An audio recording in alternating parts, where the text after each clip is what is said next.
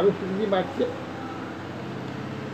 দর্শন করছে, আসছে, সেবা করছে, সব স্বীকৃতি বাড়ছে, পাপ ক্ষয় হচ্ছে, দৈনন্দিন কত পাপ হয়ে যাচ্ছে তা ঠিক নেই, এ পাপ কিছু তো ক্ষয় হচ্ছে। হ্যাঁ, ভগবানের নাম শুনলে পাপ নষ্ট হয়ে যাবে। এক কৃষ্ণ নামে যত পাপ হবে, প্রাকৃতিক সাধ্য নাই তত পাপ করে। হ্যাঁ, কৃষ্ণ নাম যদি কানে যায়, পাপ নষ্ট হয়ে যাচ্ছে।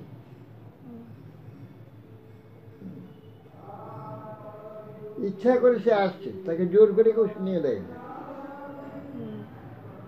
আর রাস্তায় চলতে চলতে, বুঝতে পারছ, রাস্তায় চলতে চলতে হরিনগর সংকীর্তন হয়। কেন? লোক ঘরে আছে, বাইরে আছে, সর্বত্র লোকে আছে। হরিনাম সংকীর্তনে যদি কারো হৃদয়ে আনন্দ এসে যায়, বাস তা মঙ্গল হয়ে যায়, কল্যাণ।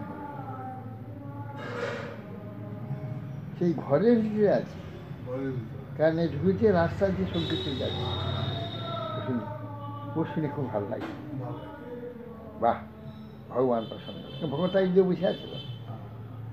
ভগবান দেখছে যে আরে ওর নাম শুনে আনন্দ হচ্ছে, বাহ, এটা আমার লোক। নগর সংকীর্তনের লাভ,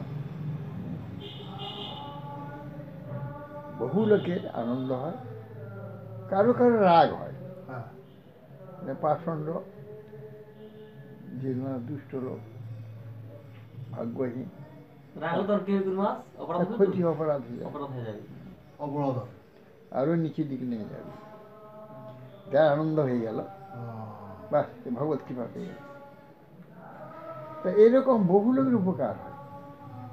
এই যে নকল কীর্তনে বহু কিছু হয়, যারা করে তাদের প্রতি ভগবান প্রসন্ন হয়, যাদের উপকার করলো, যাদের আনন্দ দিল তার প্রতিও প্রসন্ন হলো, যে দিল ভগবান তার প্রতি প্রসন্ন হল।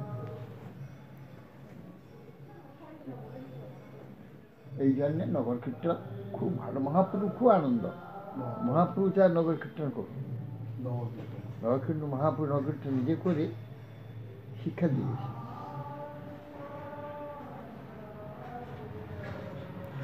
বৈষম্য যোগ, বৈষম্য দোষ কি বিষয়টা? কি বৈষম্য দোষ? বিষমতা, অসমান, অসমান দোষ, কাউকে নিচু দেখা, কাউকে উঁচু দেখা, এসব বৈষম্য দোষ। দুজন পাঁচজন এসেছে, তাহলে কাউকে শ্রেষ্ঠ দেখছে, কাউকে নিকৃষ্ট দেখছে, এই ধরনের দর্শন আর কি। প্রতিটি সকলকে সমান দেখতে হবে, সমান সমাদর করতে হবে।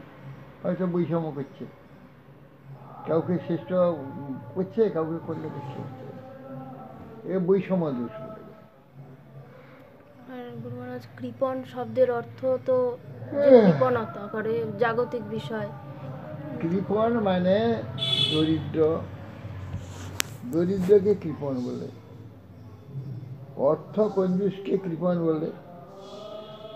কৃপণ অর্থ দ্বারা নাকি খরচ করতে চায় না, আছে অর্থ, দরিদ্রের মতো থাকতে চায়, দরিদ্রের মতো ব্যবহার করতে যায়, কিন্তু তার দরিদ্রের মতো থাকার কথা নয়, ব্যবহার করার কথা নয়, কারণ তার অর্থ প্রচুর আছে, করে, তাকেও কৃপণ বলে। কৃপণ যে সুলভ মনুষ্য জন্ম প্রাপ্ত পেয়ে ভগবানকে ভালোবাসে না, ভগবত দর্শন করে না, হরিকথা শুনে না, সে হরিভোজন করে না, সেও এক কৃপণ। ধন থাকতে খরচ হলো না, ধনগুলো পচে গেল। মনুষ্য জন্ম এত সুলভ জন্ম, সব কিছু করতে পারে, সে করলো না, তাকে নষ্ট হয়ে গেল, কৃপণ। যারা ভক্তি যাপন করে না তারা কৃপণ। কৃপণ, অনেকে পয়সা আছে, খরচা করে, কৃপণ। অত